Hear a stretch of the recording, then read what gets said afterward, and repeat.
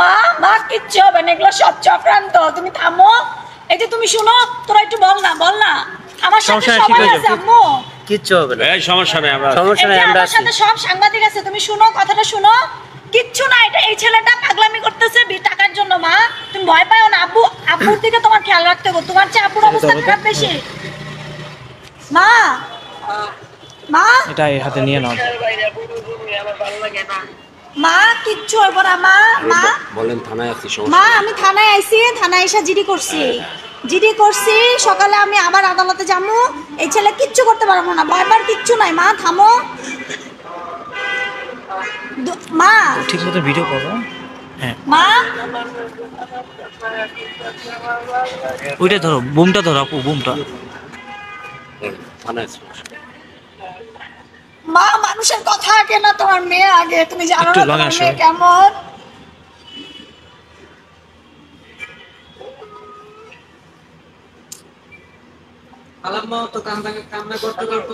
মা থামো মা। মা আচ্ছা শোনো, আপুরে ফোনটা দাও, আপুরে ফোনটা দাও। তোমরা থামো না, আমি বাঁচতে চাই। এরকম করলে আমি কি করবো মা।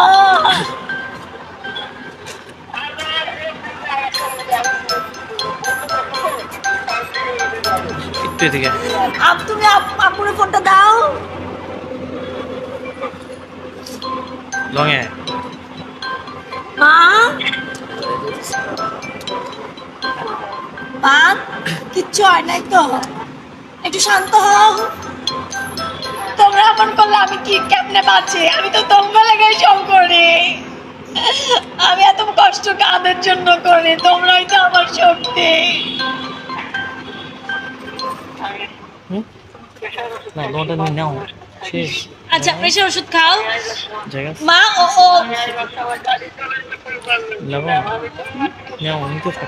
মা মা মা শুনো, মা কিচ্ছু হবে না। আমি আইনের আশ্রয় নিছি, আইন দেখবে। তোমার মেয়ে কোনো ভুল করে নাই, আমি ওরে বিয়ে করি নাই। ওর প্রমাণ করতে হবে। ও যখন দেখতেছে প্রমাণের কোনো অপশন নাই, ও আমার নামে হিউমার ছড়াইতেছে। তুমি জানো না তোমার মেয়ে কেমন। তুমি শান্ত হও। মানুষ 10 জন 10 কথা বললে ওই কথা কানে নেওয়া যাবে মা?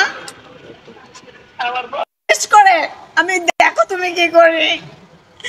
আমি নিজে ওরে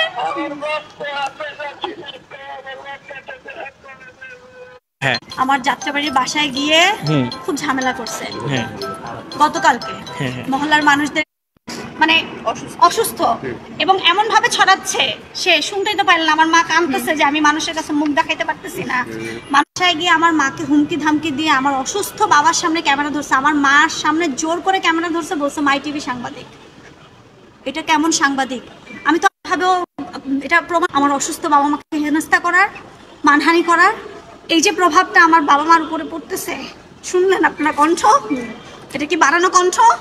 আপনারা বলেন কোনটা বাড়ানো কণ্ঠ? আমার মেয়েটা চিৎকার করে কাঁদতেছে, আমি আত্মহত্যা করতে গেলাম। এর দায়ভার কে নিবে? কে আকাশ নিবে? কোত্থেকে পাচ্ছে এই পাওয়ার? আমার বলেন কোথা থেকে এই শক্তি? আমি এখন সবুজবাগ থানায় একটা জিডি করছি, সকালে আরো মামলা হবে, আরো মামলা করব। আমি আমার বাচ্চা, আমার বাবা মা, আমার মার প্রেশার বেড়ে গেছে, শুনলেন তো আপনারা। যদি আমার বাবা মা আমার সন্তানের কিছু হয়, এই আকাশ টিভির কে আপনারা কেউ ছাড়বেন না। আর আমি নিজে মুখ দেখাতে পারতেছি না, আমার সাথে কি হইতেছে তা আমি জানি।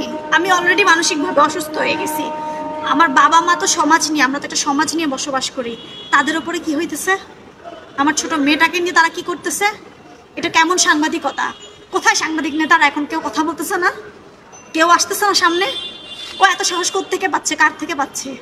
কোথায় এই সাহস ওর? এই সাইকোটাকে কেউ ধরতে পারতেছে না। আমি থানাতে মামলা দায়ের করতে চাইছি, থানায় মামলা নেয় নাই। আমি এর জন্য সাধারণ ডায়েরি করছি। কালকে সকালে আমি কোর্টে গিয়ে আবার মামলা দায়ের করব। আসলে কি ঘটনা? আপনার বাসায় গিয়েছিল এবং আপনার বাবা মাকে একটু যদি জানান কি হয়েছিল? বলছে দেখে নিবে। আমার বলছে আপনার মেয়ের 5 বিয়ে, আমি আপনার 5ম জামাই। আমার আব্বু তো অসুস্থ, একটা পাশ প্যারালাইজড।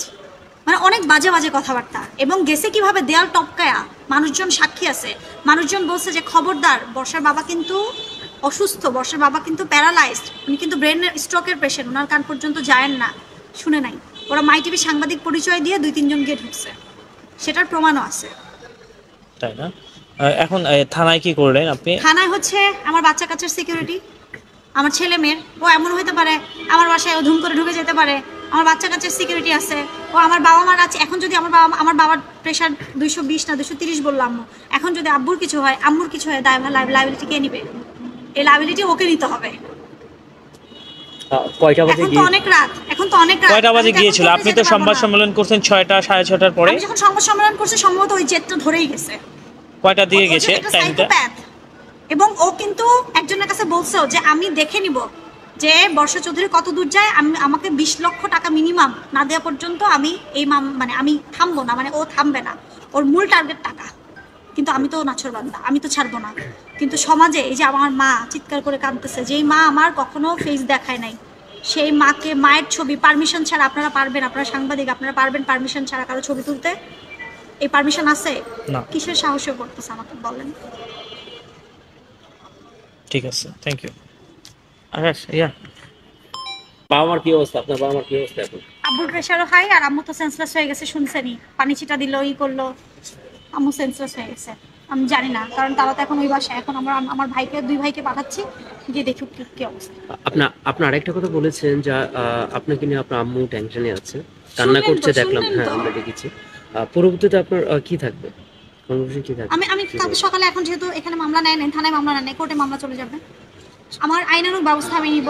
এখন আইনের থেকে ঊর্ধ্বে যদি তার ক্ষমতা থাকে, সে যদি সন্ত্রাস হয়, সে যদি খুন করে ফেলে, তাহলে তো আমার কিছু করার নেই। আচ্ছা, তার উদ্দেশ্যটা কি আসলে? বলছো টাকাটাই না অন্য কিছু? তার উদ্দেশ্য টাকা এবং আমার মানহানি, এবং তার জেদ, যেটা দেখতেছে সে সাইকোর মতো জেদ কাজ করতেছে তার ভিতরে, কারণ সে তো প্রমাণ করতে পারতেছে না আমি তার বউ, সে তো ছোট হয়ে যাচ্ছে সমাজের কাছে। আচ্ছা, তার উদ্দেশ্যটা কি ছিল আপনার কাছে আসার? টাকাই? যখন দেখলাম শুরু থেকে আপনার সাথে একেবারে ওতপ্রোত ভাবে আপনার পাশে ছিল, সে আমরা দেখেছি সবসময়, আমাকে তো বন্ধু হিসেবে পাশে ছিল। সেটাই বলছি। হ্যাঁ, হঠাৎ করে যে ও মুখোশটা এভাবে করবে, এবং ওর যে প্রি প্ল্যান, এটা তো আমি জানতাম না। এখন তো সবাই বলছে এটা প্রি প্ল্যান। আপনি বলছেন বিয়ে করেন না, সে বলছে বিয়ে করছে। হ্যাঁ, এখন বিয়ে করলে তো প্রমাণ দিতে হবে। আপনারা আমার আইনজীবীর কাছ থেকে শুনলেন, এটা তো আদালতে চলে গেছে, এটা আদালত থেকে এখন রায় হবে, তদন্ত, এটা রায় হবে। কিন্তু এইভাবে করে হেনস্থা করার অধিকার তো কারো নাই, এভাবে করে হেনস্থা করার অধিকার তো কারো নাই, বিশেষ করে আমার অসুস্থ বাবা মাকে। আরেকটা কথা বলেছে যে ওনার কাছে প্রমাণ আছে, ওনার কাছে বিয়ের সবকিছু কাবিনামা থেকে শুরু করে সবই আছে। আমার আইনজীবী কথা বলছে, ওইটা হইছে। ওকে আপু, ঠিক আছে। লাস্ট কোশ্চেন, থানা থেকে কি শুনতে, মানে কতটুকু সাপোর্ট? থানা থেকে বলছে যে এখানে কিছু হইলে ইনস্ট্যান্ট ফোন দিতে আয়ু আছে, এই এলাকায় কিছু করতে পারবে না, আমার ছেলে মেয়েকে কিছু করতে পারবে না, ও আসলেই অ্যারেস্ট হবে, ও যদি কিছু করতে আসে অ্যারেস্ট হবে, সবার আগে অ্যারেস্ট হবে। আপনি কি আকাশ টিভি গিয়েছিল ওখানে? হ্যাঁ, আকাশ টিভির পরিচয় দিছে মাই টিভি সাংবাদিক, এবং আমার বাবা আম্মুকে বলছে আমি আপনার মেয়ের জামাই। আমার আম্মু তখন থেকে আরো বেশি পরিমাণে অসুস্থ হয়ে গেছে, মানে যখনই শুনছে যে আমি আপনার জামাই, তারপরে হ্যাঁ আম্মুকে বলতেছে আমি আপনার মেয়ের জামাই। আকাশ টিভি কি চেনে আগে থেকে আপনার বাবা মা? ওই যে বিয়েতে গেছিল, আমার ইসের খালতো বোনের বিয়েতে গেছিল, দেখছেন একটা ছবি পোস্ট করছে ওর ভাগ্নিকে নিয়ে। ওকে, ঠিক আছে, একটু দাঁড়া, শেষ করে দিব। হাত পা কাঁপতেছে। হ্যাঁ আপু, হ্যাঁ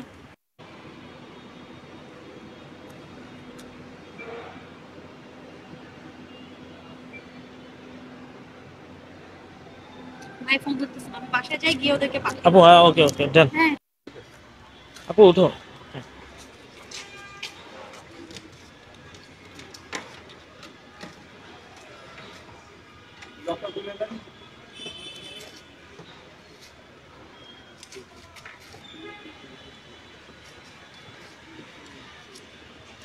দর্শক, আপনারা দেখলেন যে আসলে জিডি করে কিন্তু বর্ষা চৌধুরী এই মাত্র থানা থেকে বের হলো, এবং সে কিন্তু আসলে থানায় জিডি করে তার বাবা মাকে হেনস্থা করেছে, এবং সে বের হয়ে যাচ্ছেন।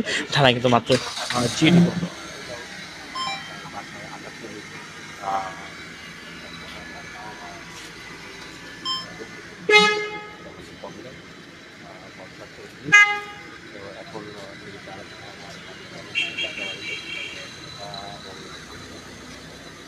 আসলে